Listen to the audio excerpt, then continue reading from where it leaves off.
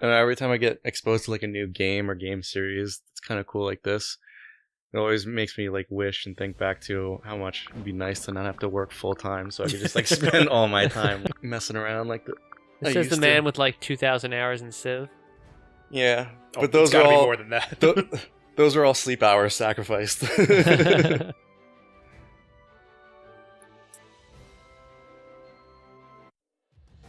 All right, So what was she? What was her class again? She's a cleric. A cleric. Cleric. Was that a class in the first? I'm almost positive. I don't see it here. I'm going to the Dragon Valley Temple, where my victory condition is to recapture the temple. So basically, if you look at this map, yeah, I know how to. It was priest. She was actually. So I think the equivalent of that was priest in Fire Emblem Awakening, and she would be a sage or a war monk. Yeah, exactly what I didn't say. What the fuck was I going? Oh, so I have to basically capture these locations. Okay. Oh, Robin. These red spots. Wait, Yeah. Cordelia. Robin's over here. Cordelia's over here. Ooh. I like she's a fiery Are there redhead. critical hits like in? Yes. Like, so in Fire Emblem, it's 2D sprite-based animation. Like when you actually attack another character, and if you crit someone, there's usually like a super rad animation of your character like dashing across the screen or like doing flips and shit. Nice. And getting a crit's like a really, really big deal. Okay. So It's important. Yeah, and they happen in this game. There's like little cutscenes and stuff. It does. Every time you see that little splash screen with their eyes coming across, that's a crit. It happens so frequently. It's ridiculous. Who's the sad balding? He's a man villager. He just happens to be a guy caught up in the action in a war. You probably get a bonus for keeping him alive or something, right? Essentially, yeah. And as you can see, like the cursor on the map moves around. He's all the way at the northernmost point, and I'm starting off at the very southernmost point. But really important, I just want to point out why I'm doing this tactic. You notice a lot of the guys in here have lances. Yep. And the guys up here, somewhere, lance. Can you zoom? Lance. It looks like you can zoom, Lance. right? Yeah. Axe. Mm-hmm. Axe. So it's lances and axes. There aren't really any swords in here. So I'm going to go in with axes and swords, so I have an advantage over them in battle. Aha! So Frederick has an axe, which I need against the lances, and Lissa has an axe. Her hair looks like she's got antlers. Those are antlers. That's not hair. And these two guys have swords, so I'm going to team up one sword dude with an axe dude and one axe dude with a sword dude. So he's going to buddy up with him, and she's going to buddy up with him. So now I can switch each character on the fly, and it doesn't matter what position they're in. I have the best weapon at any given time. Start battle. Yes. So this is like a. Can you play this like multiplayer co-op with two people? Yeah, it does have 2-player split screen. Split pea soup. Yes. Oh no, Robin's in trouble. Skip. I'm gonna go in and I'm gonna mess up the dudes. Oops. So when I deplete this guy's little yellow bar thingy, I get a critical hit, basically. Because Nice. I broke through his defense. Ah, it's rad. Yes, I know about forts. You don't have to tell me about forts. And these guys have axes, so I'm better equipped to deal with them now. What was that red like holographic bar that you ran through? It's essentially the player area. The enemies located within that red wall aren't going to leave this area. So they're corralled in their little death spot. They're defending this current spot. Okay.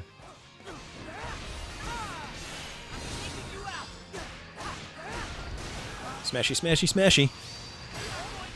I just killed 100 men. Yay! Hooray! Okay.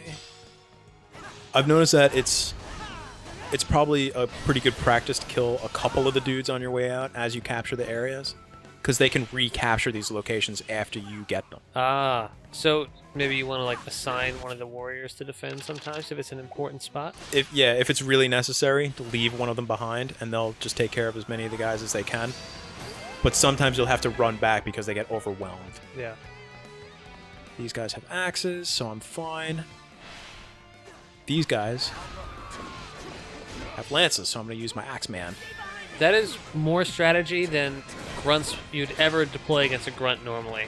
That's actually a really clever way that they made it matter who you're fighting against. It keeps you a lot more engaged in what you're actually doing. Yeah. So, yes, it's right to say that it's a mindless game, but at the same time, there's enough strategy to keep you engaged. Yeah. Where's that guy I wanted to kill? Oh, here he is. Whoops. Yeah, I kind of overshot him a little bit. Frederick is great because he's on horse, so he can just cover a battlefield in no time at all. Yeah. But bam! What's really great about partnering up with somebody on horseback, or a Pegasus Knight for that matter, you can take a regular unit with you across chasms if you're a Pegasus Knight. You can carry a regular character not on horseback across a map in no time at all. Which is actually a feature from actual Fire Emblem games. If you can carry other units, and that's a completely legitimate strategy. And as Frederick, you can juggle dudes across. Yeah, I was just noticing that. So in other Fire Emblem games, there are horses and mounts, and you could, but your attacks change when you're on them. But this is different because this is the character. No other characters can get on horseback unless they are a character with it. So there's a unique move set. Okay. And you're not stymied to just like what a normal horse attack is. Fuck your defense. Woo-woo! Do you have to like upgrade your horse's armor in addition to your own? Help the curate. All right, I gotta go help that villager. He gonna die. So it's a good thing I'm with Frederick. I can just race up there and juggle dudes. All those poor dudes. Oh, they're fine. They're just dancing. They're having a great time. I'm not gonna bother with these dudes right now. Hi, Cordelia. Bye, Cordelia. Is that the Pegasus Knight? Yes. She's pretty dope. I'm gonna kill this guy really quick. Ooh, it's a blood red door. Those doors are portals for these baddies to get in, so I'm gonna capture it really quick so they stop coming in. And the priest is up here. I'm gonna help him out. Oh wow. He's pretty low on health. It's an escort mission. That's one thing when you're not in an Oh, area. dope. When you're not in an area looking at, NPCs or your other team members, their health will start like kind of going down. But when you get there, there's like it just grunts around them. Yeah, and It's they're like, doing what the fine. heck were you doing? They were just I like mean- hanging out. Yeah, I understand why this old dude is in trouble though. He's moonwalking into a rock. So you help the villagers. They usually drop like a health thing. Okay. He gave me a full special move. That's what the warrior tonic does. It fills up your Musou bar. Yep. There's a lot of dudes over there. Ooh. I'm gonna go help out Cordelia. They gonna get it. They gonna get it! Man, if my name were X, I just came and gave it to him. Yep. Oh man, I was thinking the exact same thing. Because we're smart. Yeah. That's why. Alright, you're welcome, Cordelia. Jerk. Where do I need to go? I need to go over here. Close down this spot. Kill. Oh my god, I don't care about outposts. Whatever.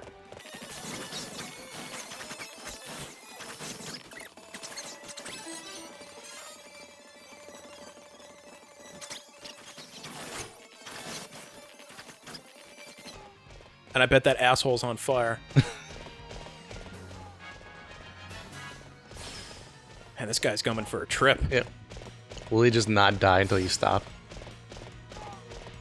I'm juggling. Oh, there he goes.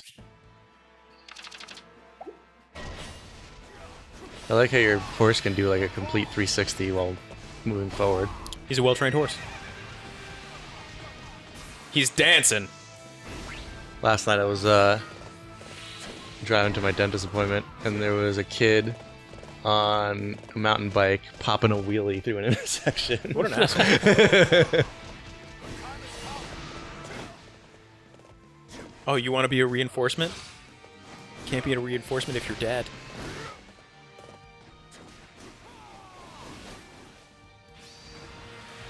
Oh, bam. Submission start. Start submitting. Alright, now I gotta go kill, I guess, their leader? I don't know. What's the difference between the blue and the green nameplates on like characters? Blue are playable characters. Okay. Green are basically NPCs. I haven't been able To unlock them. to yet. unlock them yet. But green means they're on your side at least. Yeah. Yeah. Now, if I were a Pegasus Knight, I could just fly across this chasm. Gotcha.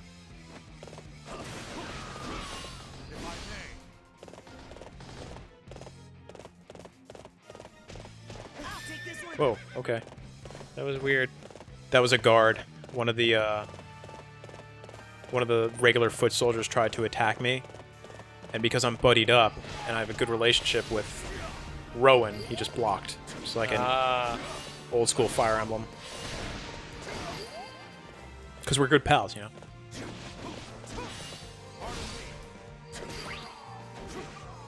Okay, that guy's gone. It's nice you don't have to pick up the material once it drops out of them. So it kind of like automatically, it pops out, but then it automatically gives it to you, which is nice. Yeah, the pickup area for like the vulneraries and everything else is really close too. It just kind of sucks into the character. Yeah. All right, now Anna opened a pop-up shop, but where is that? Is that in the top center? It pops up on the map. It's really hard to Is see. that little 3-dot ellipsis? That's exactly what it is. That's where I'm headed right now. That's saying, hey, this is what's related to. Got it. And see, there she is, surrounded by all these enemies. I'm opening up my shop right here. Should be perfectly safe. And now that I got it, she's just gonna disappear. Or normally she does anyway. Yeah, she's gone. Okay. All right, now if you hear a giggle, she's gonna appear right behind you. Yes.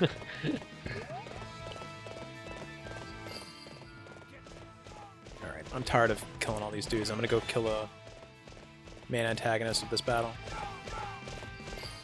Just look at that juggle. What? What are you talking about? These guys are coming along for a ride. They're here for a specific reason. Yeah, they asked for a lift. Just bringing them with me.